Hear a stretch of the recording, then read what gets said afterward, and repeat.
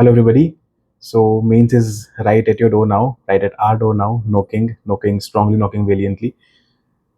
Now, it is all up to us कि हम जो मेंस का डोर है उसको कितने एंथुजियाज्म से खोलते हैं। आपको याद होगा मैंने कुछ दिन पहले आपको थियोडोर रूजवेल्ट की एक पोएम भी सुनाई थी अरीना। उसमें वो ये बोलता है ना कि the credit does not count, one who matters is कि कौन उस गंदगी में उस वॉर रूम में उतर के कौन मेहनत कर रहा है, कौन लड़ाई कर रहा है, कौन लड़ रहा है। Because that person then does not belong to the cold timid souls who do not matter, right. तो मैं कुछ इंपॉर्टेंट एसेंशियल्स डिस्कस करूंगा आपसे, कुछ 8-10 पॉइंट्स डिस्कस करूंगा जो मेंस के लिए इंपॉर्टेंट हैं और जो आप याद रखेंगे अगर तो आपको मेंस में हेल्प मिलेगी। The first and the foremost is कि भाई एक तो सब, मैं चेकलिस्ट नहीं बता रहा हूँ, वो आपको सब बता देंगे, बट सबसे इंपॉर्टेंट ये है कि आप चेकलिस्ट पूरी की पूरी देख के जाएं। एक दो चीज़ें एक्स्ट्रा ही रखें अपने साथ, बी पेन बी एडमिट कार्ड। दो फालतू प्रिंट आउट ले जाने से या दो पेन ले जाने से कोई फर्क नहीं पड़ता। आप ये मान के ले जाओ कि किसी को जरूरत पड़ेगी उसको दे देंगे, एक पुण्य कर्म ऐड हो जाएगा, 10 मार्क्स ऐड हो जाएंगे। तो just take a bit of more things with you. Transparent एक कोई राइटिंग पैड ले जाओ या बॉटल ले जाओ वाटर की। नहीं है इनमें से कुछ तो कोई बात नहीं, बट है तो ले जाओ, मैं बस ये कह रहा हूँ। नहीं भी अंदर ले जाने देंगे, बाहर रखा जाएगा, कोई बात नहीं, राइट। तो पहली तो चीज़ है कि एसेंशियल चेकलिस्ट जो है पूरी की पूरी लेके जाओ। द सेकंड थिंग इज कि आप एग्जामिनेशन में एंटर करने से पहले please keep certain pages with you, या एक कॉपी जो भी आपकी यूपीएससी या कोई भी A4 पेजेस जिस पे आप कुछ ना लिख सको, कुछ फटाफट तेजी से लिख सको आप। जैसे GS1 क्या होता है इससे कि जैसे मान लो आप ऐसे लिख के आए, फिर आपको GS1 लिखना है अगले दिन। अब GS1 से पहले आपका हाथ ना उतना तेज चल नहीं रहा है, so you need to write certain things on a paper. तो उससे तेज लिखोगे 2-3 पेजेस, जैसे हमें हमेशा अपने मेन से पहले, तीनों मेन से पहले मैं करता था, क्योंकि GS1 में सबसे ज्यादा दिक्कत है, ऐसे तो छूटता नहीं है किसी का भी। GS1 is the first paper that you right fast. उसके बाद तो चलो हाथ खुल गया 2-3-4, हालांकि मैं 2-3-4 में भी लिख के जरूर जाता था। क्या लिखता था मैं? जैसे मान लो GS1 है तो GS1 में मैं दिमाग में रखूंगा, मेरे को हिस्ट्री के ना 5-6 चीजें ऐसी लिखनी है जो मैं आंसर में डालूंगा, या ज्योग्राफी की या सोसाइटी की, ऐसे कुछ चीजें लिखूंगा। जैसे मैं फटाफट archaeological survey of India set this, है ना, ऐसे फटाफट एनसीईआरटी में ये दिया गया है, सीसीईआरटी की वेबसाइट से दिया गया है। कुछ गवर्नमेंट की स्कीम्स लिख दूंगा, अमृत हृदय प्रसाद। तो इससे क्या होता है ना कि आपका हाथ तेज चलने लगता है। सिमिलरली आप ज्योग्राफी का कोई फटाफट मैप ड्रॉ करके देख लो, जेट स्ट्रीम की डेफिनेशन लिख के देख लो, है ना, ऐसे इससे एक मैप पे शेड करके देख लो कि इंडिया में कहाँ कितनी रेनफॉल होती है। तो दिस हेल्प्स। सोसाइटी का कुछ तो ऐसे ना 3 पेज लिखोगे ना, 3-4 पेज लिखोगे तो हाथ बिल्कुल तेज से खुल जाएगा। तो जो इनिशियल इनर्शिया होता है एग्जामिनेशन में, वो नहीं होगा। इसी से मेरा दूसरा पॉइंट भी लिंक्ड है, ये प्लीज करके जाना है, बहुत ज्यादा इंपॉर्टेंट है। इसी से मेरा दूसरा पॉइंट भी लिंक्ड है, तीसरा point. The third point is कि एग्जामिनेशन में ना पेपर कब छुटता है, व्हेन यू से कि सर मेरा 3 घंटे में पेपर पूरा नहीं हो रहा, पेपर छुटता कब है? द पेपर इज डिसाइडेड पूरा होगा कि नहीं होगा in the first hour, never in the second and the third. Second third में सारी दुनिया का हाथ तेज चल रहा है, क्योंकि प्रेशर भी बढ़ गया और अब तो हाथ भी खुल गया, तो कोई दिक्कत नहीं है। सेकंड थर्ड में सबका हाथ तेज चल रहा है। The problem comes in the first hour. तो मैंने रूल बनाया था कि मैं 8-10 मार्कर पहले घंटे में पूरे करूंगा ही करूंगा। If I am completing 8-10 markers in the first hour, मेरा पेपर नहीं छूटेगा, पक्की बात है ये।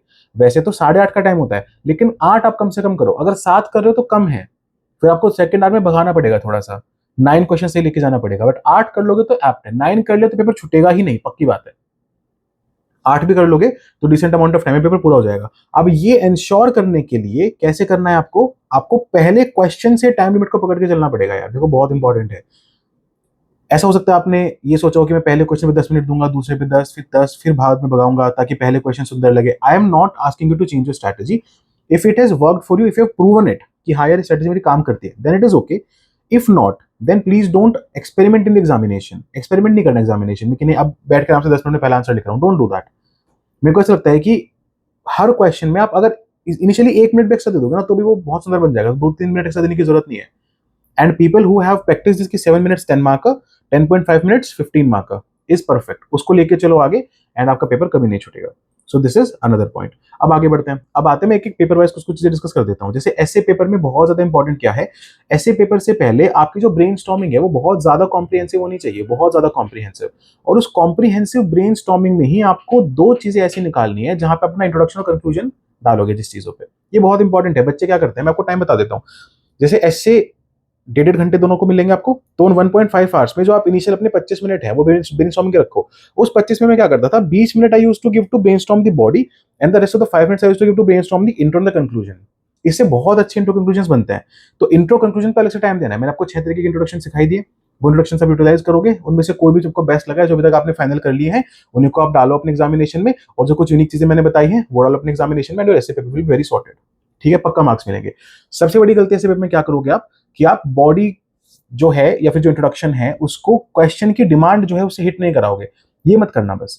योर योर एसे सबसे इंपॉर्टेंट अगर मार्क्स कहीं मिलेंगे या लूज होंगे वो होंगे डिमांड पे। तो डिमांड नहीं मिस करनी है एसे की, बस that is my only only only request to you कि आप कुछ भी करो, बस डिमांड मत, आप बिल्कुल यूनिक मत बनो, आप बिल्कुल सादा प्लेन एसे लिख के आपको मार्क्स मिलेंगे।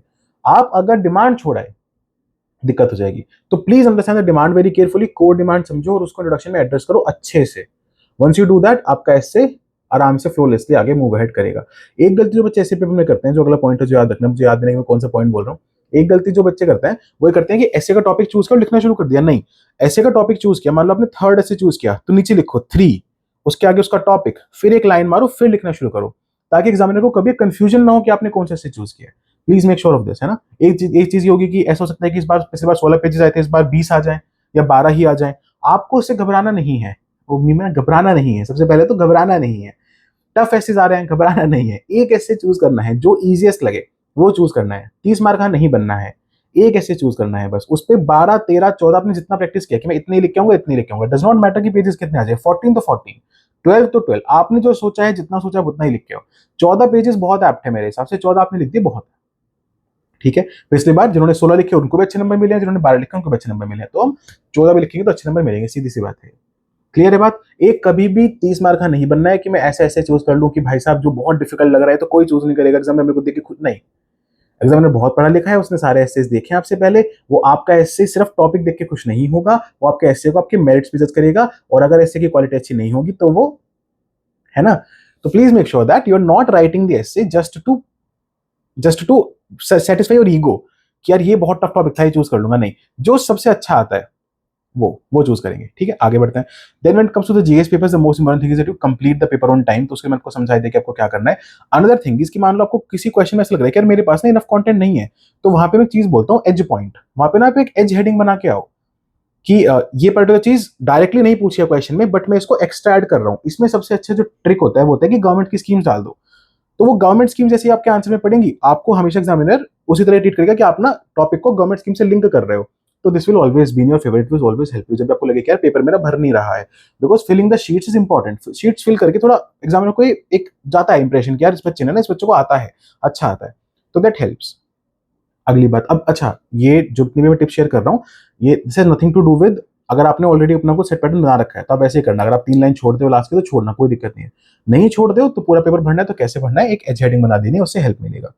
एक चीज होती है बेस लाइन। बेस लाइन क्या है, ये नेक्स्ट स्टेप है, बहुत इंपॉर्टेंट है। बेस लाइन क्या है, जब भी आपको लगे कि ये क्वेश्चन तो बहुत डिफिकल्ट पड़ रहा है, मेरे को समझ में नहीं आ रहा है, आप ये देखो कि सिलेबस क्या किस पॉइंट से पकड़ा गया है क्वेश्चन, और उस पॉइंट के ऊपर अपने जो भी आर्ग्यूमेंट्स है वो लिखने शुरू कर दो, और उनको बस अपने क्वेश्चन का जो मेन एक वर्ड था जो आपको लग रहा है कि यार जो डिफिकल्ट है वहां से लिंक कर दो। जैसे फॉर एग्जांपल मान लो स्टोरेज पे कोई बहुत अजीब क्वेश्चन आ जाए, ट्रांसपोर्ट पे बहुत अजीब क्वेश्चन आ जाए, आप ये देखो स्टोरेज ट्रांसपोर्ट में एग्रीकल्चर में पढ़ा था, एग्रीकल्चर में इसके ये पॉइंट से क्वेश्चन से लिंक करो, लिख दो। The base line will not change, the base line will remain the same.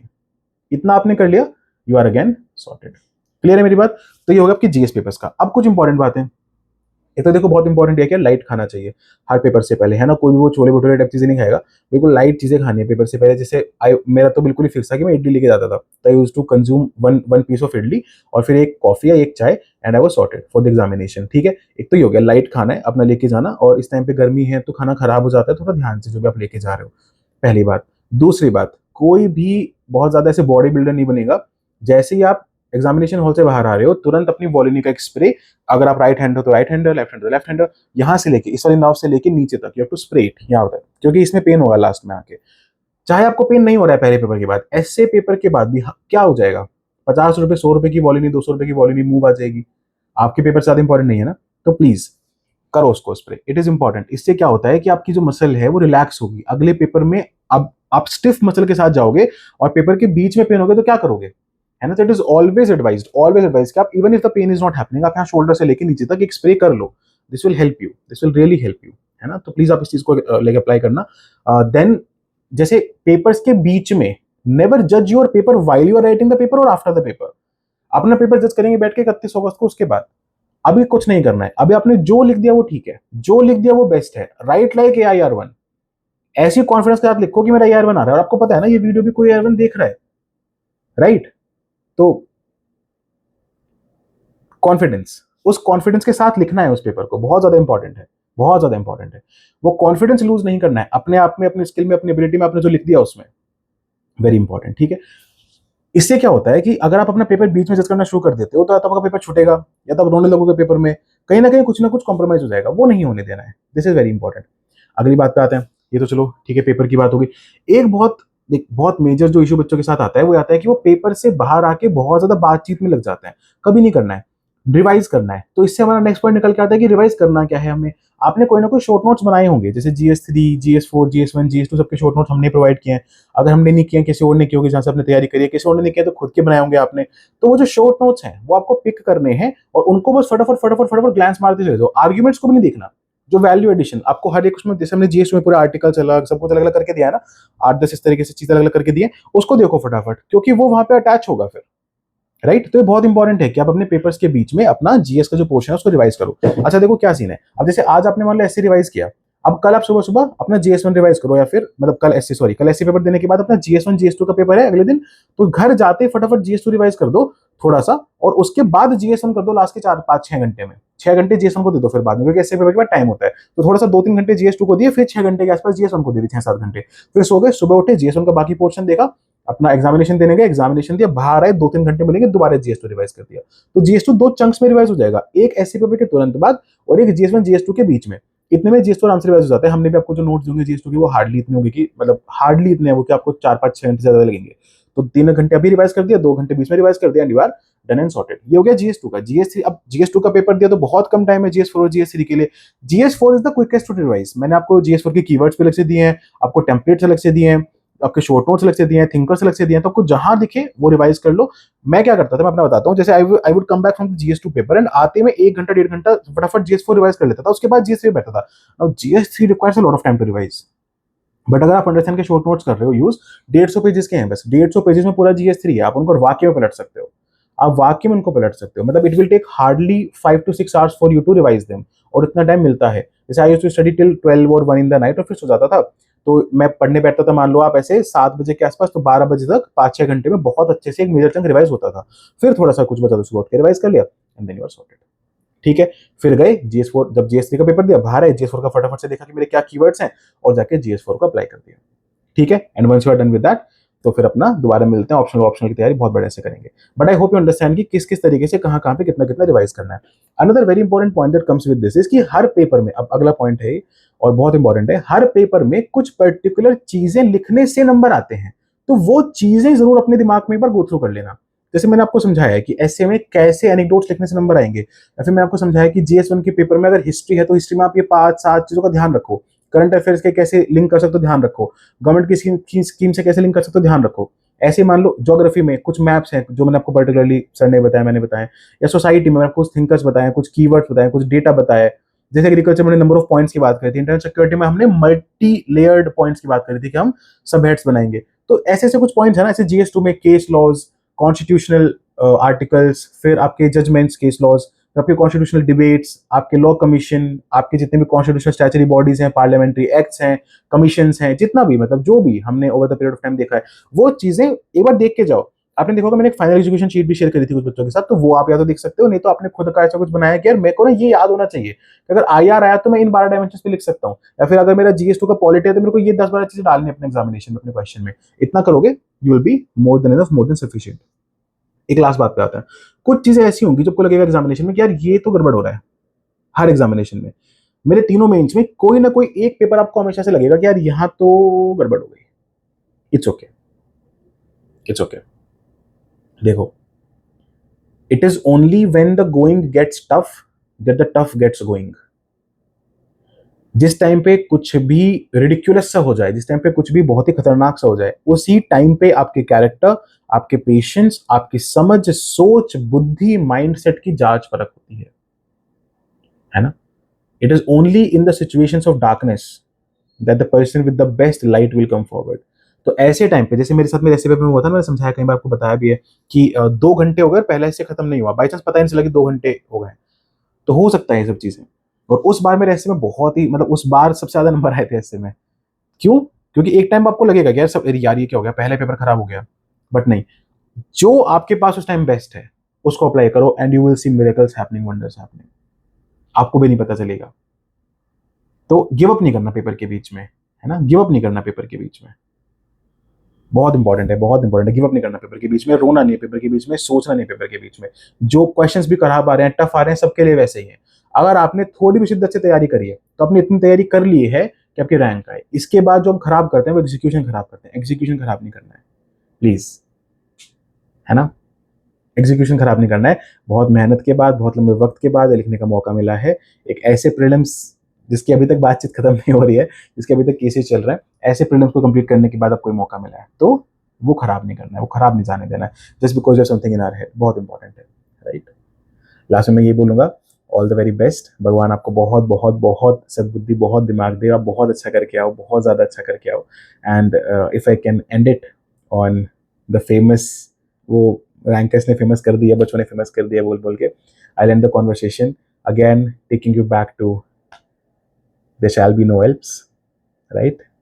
बताऊं, सुना दूं। So once upon a time Napoleon, the great Napoleon was going on his expedition and moving ahead and winning and conquering the world and everything. तो अब बारी आई कि भैया हमें Asia की तरफ आना है, हमें एल्प्स क्रॉस करने हैं। ठीक है भैया, एल्प्स क्रॉस करने हैं। अब उस टाइम पे ना एक मान्यता चलती थी, एक बात मानी जाती थी कि यार एल्प्स तो कोई क्रॉस कर ही नहीं सकता, मतलब कर ही नहीं सकता, हो ही नहीं सकता। अगर आप एल्प्स को क्रॉस करने की सोचो तो मर जाओगे, और सोच के बाई चांस कोई ट्राई भी करेगा तो पक्का मतलब खत्म ही है, लाइफ खत्म है उसकी, चाहे कितने भी लोग हैं। तो नेपोलियन ने अपनी आर्मी को गैदर करना शुरू किया। अब आर्मी में हड़कंप, अरे भाई क्या बोल रहा है, एल्प्स जाएंगे, मर जाएंगे भाई, क्या बोल रहा है। अब कोई जाके बोले ना मुंह पे, राजा है मरवा देगा, पर सबको डर लग रहा है। इतने में बीच में एक वो पुराने टाइम पे विचेस नहीं होती थी जो ऐसे सूट सेइंग करती थी, फ्यूचर प्रेडिक्ट करती थी, उन्होंने भी आके बोला कि नहीं मर जाएगा, पूरी आर्मी खत्म हो जाएगी, ये वो। नेपोलियन ने सोचा यार ये तो बड़ी दिक्कत हो गई है, ये तो पूरा का पूरा जो आर्मी है उसमें एकदम ऐसे डिमोटिवेशन फैल जाएगा। तो नेपोलियन ने बोला कि भाई मेरी बात सुनो, हम नहीं कर रहे क्रॉस, हम कर ही नहीं रहे क्रॉस, हम दूसरे रास्ते से जाएंगे। नहीं नहीं आप झूठ बोल रहे हो, आप नहीं नहीं नहीं जाएंगे, मेरा विश्वास करो, हम एल्प्स से जाएंगे ही नहीं। अगर कहीं एल्प्स आएगा मैं तुम्हें बता दूंगा कि एल्प्स से, तुम वापस अपने घर आ जाना, हम एल्प्स से जाएंगे ही नहीं। उनको लगा यार इतना बड़ा जनरल है, इतना बड़ा राजा है, बोल रहा है, सही बोल रहा होगा, ठीक है चलो ओके। तो वो लोग नेपोलियन के साथ साथ आगे बढ़ गए। अब धीरे धीरे चल रहे हैं, चल रहे चल रहे, एक छोटी सी पहाड़ी आई। लोगों ने पूछा ये एल्प्स है क्या। नेपोलियन, अरे पागल हो गया तुम, ये इतनी छोटी सी पहाड़ी एल्प्स हो सकती है क्या।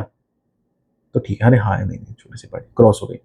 दूसरा कुछ प्लेट्यू, अरे ये एल्प्स है क्या, अरे प्लेट्यू है ये, प्लेट्यू का भी एल्प्स होता है, पता है एल्प्स कितना बड़ा है, बहुत बड़ा होता है एल्प्स। आगे बढ़ गए। फिर कोई पहाड़ी है, ये एल्प्स है क्या, नहीं भाई कितना बड़ा था एल्प्स, पता नहीं है, याद नहीं है वो क्या बोल रही थी, चढ़ते चढ़ते मर जाओगे, ये लग रहा है कि चढ़ते चढ़ते मरेंगे, इसको इतना छोटा सा है ये। अच्छा ठीक है, one after the other, one after the other, one after the other, essay, GS1, GS2, 3, 4, optional, language, conquer, conquering means, army पार हो गई। And it is then Napoleon said, there are no Alps. Students, ladies and gentlemen, there are no Alps. आपको जो लग रहा है अभी, जिसमें का पेपर टफ है, रिवाइज नहीं हुआ है सर, हिस्ट्री बची है, जो कुछ नहीं है। आपके पास जो शॉर्ट नोट्स हैं, जो रिवीजन है, जो आपने पढ़ा है, बहुत है। इसके बाद आपका कॉन्फिडेंस, आपका अपने स्किल पे विश्वास, और आपका अपने एग्जीक्यूशन पे लेजर शार्प फोकस आपका सबसे बड़ा शस्त्र बनेगा, सबसे बड़ा। क्योंकि एल्प्स तो नहीं है, कुछ भी नहीं है। जब कॉन्कर कर लोगे, रैंक लेके वापस आओगे, खुदा के बाद बोलोगे मैं गारंटी ले रहा हूँ। And remember, you are the man in the arena, you are the man in the arena, you are not the critic, you are the man in the arena, and the world will remember that, the history will remember that, right? शस्त्र, साहस, सहयोग, शस्त्र, साहस, सहयोग। जिनके जीवन में ये नहीं है वो अभागे हैं, राइट। या तो रन को छोड़ा होगा या तो रन से भागे होंगे। तो हमारे पास सब कुछ है, हमें अब उसको अप्लाई करना है। We have to go, we have to kill. Remember what I said in prelims? Just remember that, just keep focusing. Breathe, think, win. Breathe, think, win. That is all it needs now. That is all you need now. बाकी सब उस ऊपर वाले के हाथ में छोड़ो। जिस भी ईश्वर, अल्लाह, खुदा, जीसस, वाहिगुरु, जिसमें भी आप मानते हैं, उनके हाथ में छोड़िए, वो अपने आप संभाल लेंगे। अगर आपकी मेहनत सच्ची रही है, अगर आपका एग्जीक्यूशन सच्चा रहा है, अगर आप थोड़ा भी फोकस से पेपर करके आओगे, there is no looking back, there is nobody stopping you. On that note, I'll be waiting for you to complete your paper and come back. I'll keep meeting you, I'll keep sending my voice notes in the groups. May God really bless you. आपकी सारी मेहनत, सारी मेहनत, सारी मेहनत रंग लेके आएगी, सारी मेहनत रंग लेके आएगी, चढ़ेगा रंग। ठीक है, चलिए। Take care, all the very best, कर हर मैदान फतेह। Thank you so much ladies and gentleman, this is Satyam Jain signing off till I meet you on the other side after you conquer means. Thank you, जय हिंद।